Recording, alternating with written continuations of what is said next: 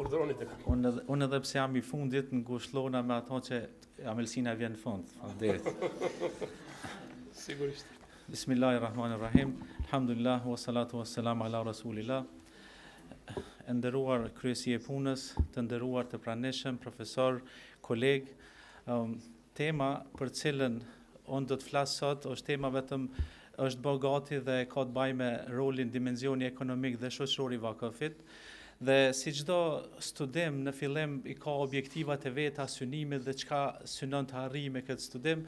Unë nuk do të ndalem dhe nuk do t'i përsëris ato që u thanë çka ka të bëjë me historikun e vakfit, çka do të thot vakfi këto më tjera nuk do të përsëritem se edhe ashtu nuk kemi çka të thojmë diçka tjetër, ajo është një gjë e ditur, argumentet janë të ditura.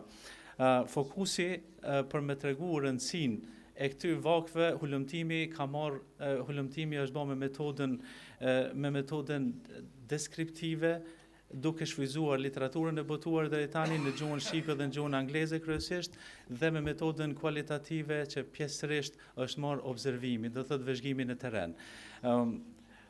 Për tregu rëndësinë e vakfit, kam marrë një thënie të një studiuesi I cili është botuar në Harvard në vitin 2019, është nga Khalil Abdul Rashid, thotë se fondet bamirëse të vakfeve përfshinin rreth 70% të tokës së punueshme në zonën e Turqisë së sotme, 1/5 e Egjiptit, 1/7 në Iran, gjysmën në Algjeri, 1/3 në Tunizi dhe 1/3 në Greqi.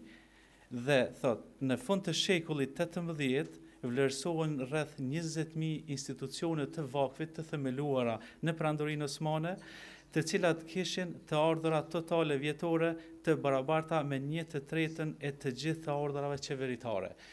Kjo tregon sa ka qenë I shtrirë dhe sa ka pas ndikim institucioni I vakfit për të rregulluar jetën fetare. Dhe ai e quajnë ndryshe, thot institucioni I vakfit është një institucion I kudo ndodhur, si terminologji.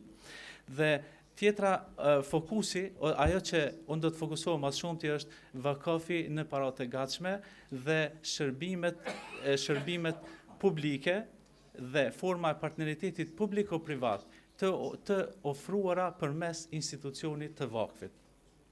Ajo që kur u tham më herët që për të klasifikuar diçka për të lënë vakf, duhet të ketë edhe dimensionin e përjetshmërisë. Do thotë duhet të jetë një pasuri e cila është e trashëgueshme dhe nuk është një diçka e lëvizshme që shkatërrohet apo tjetërsohet gjatë kohës. Dhe në Perandoria Osmane, në shekullit 15-16 kanë bën një inovacion duke mundësuar që populli, njerëzit të lënë vakëf në paratë e gatshme dhe është quajtur vakf e nukud. Dhe me njëherë ka pas diskutime se a klasifikohet, a mund të lehet vakf paratë e gatshme, pasi që ajo nuk e ka dimension e përjetësisë. Dhe dini ju edhe vetë kemi qenë dëshmitar të asaj që edhe Banka Islame për Zhvillim ka dhënë disa bursa ose ka dhënë një fond I cila është revolving fund, I cila dikush e shfrytëzon pastaj e kthen ato. Dhe sipas studiuesit Halil Inalgjik dhe sipas studiuesit Murat Çezakça, që njihet një prej studiuesve, Murat Çezakça është ende gjallë dhe njihet një prej studiuesve më të thellë të institucionit të vakfit në Perandorinë Osmane. Ai flet për dimensionin dhe përdorimin e vakfeve në paratë e gatshme dhe thotë që ato para janë shfryzuar për të investuar, për të ndërtuar diçka, pastaj ato janë lëshuar me qira apo janë përdorur në mënyra tjera, ose thot janë dhënë edhe kredi, forme kreditimit që njerëzit I kanë kthy dhe I ka marrë dikush tjetër. Mirë pa e përmend një fakt, thot është kërku prej tyre një taks administrative. Thot që shpesh herë ka arri deri në shumën 10 deri në 13%. Dhe me njëherë kanë lind pastaj kritikat, a është kjo e njëjtë me riban, me kamatën, apo është vetëm një taks e cila është për menaxhimin, taks për administrimin e kësaj pasurie. Dhe si çdo herë kanë vazhduar kritikat dhe thot vjen deri te një kohë kur Shehul Islami merr vendim, thot që këto të ndërpriten për shkak se po I ngjason shumë ribas, edhe pse dietarët e asaj kohe kanë quajtur istirbah. Do të thonë atë prej fjalës rib që vjen edhe murabaha, thot është qujt me këtë temën që nuk ka qenë për qëllim kamata, por është diçka që t'jetë investueshme, që në fund të ketë një shpërblim edhe për ata që i merr këto edhe i kthen, që edhe vakëfi të ketë mundësinë e vazhdimit. Dhe të njëjtën kohë, me këtë taksën administrative të mbulohet edhe pjesa e zhvlerësimit, edhe inflacionit, në mënyrë që kjo të ketë një vazhdimsi më gjatë. Çfarë tjetër kanë ofruar përmes tyre vakfeve? Sot njihen shërbimet publike të cilat i ofron qeveria. Çka konsiderohet shërbim publik? Shërbimi publik është çdo shërbim për cilit nuk mund të përjashtohet asnjë njeri për shkak të mospagesës. Sot e shihni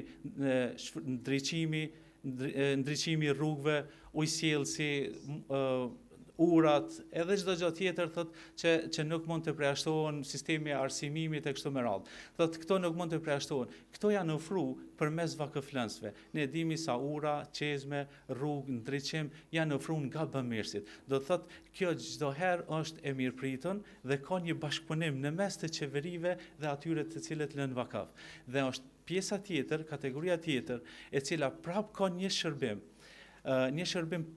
të bëmirësie, që është në kuadrin e shërbimeve publike, nganjëherë futet edhe në partneritetin publiko-privat, kur partneriteti ose operatori ekonomik ofron një shërbim në emër të qeverisë, për cilin paguhet, të na konsiderojnë si partneritet publiko-privat.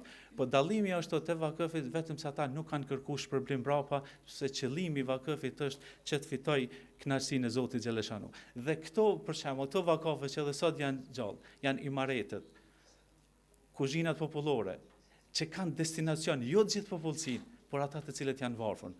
Rrugën e shfryzojnë gjithë, ndriçimin e shfryzojnë gjithë, urat i shfryzojnë gjithë, por nëse on fjala për kuzhinat e bamirësisë, janë kategori e varfër dhe prap nuk paguajnë.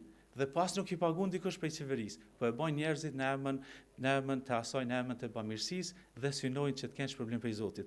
Thonë është një kombinim i asajna që konsiderohet partneritet publiko-privat, ose konsiderohet edhe shërbime publike dhe kjo është kryer në emër të vakfeve. Sot çka ndodh me institucionin e vakfeve, me pasurinë e cila akumulohet. Ne kena çdo herë ka pas inovacione dhe si e përmendi edhe parafolsi profesori Dritan, që ne çdo herë duhet marrim përvoja edhe nga tjerët dhe të shohim se si ata i menaxhojnë dhe si ata bojnë investime në këtë drejtim. Dhe e kemi pasur që në vitin 1980 në Jordan, në Jeddah janë bërë akademi të fikut ku kanë diskutuar se çka mund të investohet me paratë e vakfit të cilat janë grumbulluar. Si mund të shërbejnë qëllimit të bamirësisë edhe më shumë se sa vetëm të jenë dikush që të jetë qiramarrës i një objekti. Dhe Banka Islame për Zhvillim ka aprovuar, Akademia e Bankës Islame për Zhvillim ka aprovuar thotë që institucionet e vakfet kanë mundësi të investojnë në flet obligacione. Domethënë ato që njihen si letra me vlerë ose bonde që në gjuhën angleze dhe edhe ato të jenë një prej lojtarëve ose një prej investitorëve në këtë fushë, në mënyrë që ato të përfitojnë edhe më shumë, të investojnë në partneritet, në mudaraba, në projekte të ndryshme, në muzara që janë partneritet në bujqësi, po jo të jenë vetëm thjesht qiradhënës të pronave të tyre. Pastaj është diskutuar që banka që fundet e zekatit të investohen në mënyrat të cilat janë më profitabile duke mos rreziku edhe humbjen e atyre fondeve dhe është diskutuar edhe huamarrja në emër të institucionit të vakfit dhe kush ka drejt dhe për çfarë arsye mund të marrë. Unë besoj që jam në fund kohës, nuk po du me marr kohë më shumë, vetëm se neve çdo herë na mbetet që institucionet e vakfit ashtu siç e kanë pas edhe origjinën e vet. Janë edhe sot, janë institucione që ndodhen kudo në botë. Nuk ka një vend ku ka musliman edhe të mos ketë një vakf, të mos ketë një xhami dhe mos ketë objekte shoqëruese që janë për këto vakfe. Shpresojmë që përvojat më të mira t'i marrim në këtë drejtim dhe qëllimi institucioni vakfit t'i shërbejë qëllimit të themelimit. Faleminderit, selam aleikum.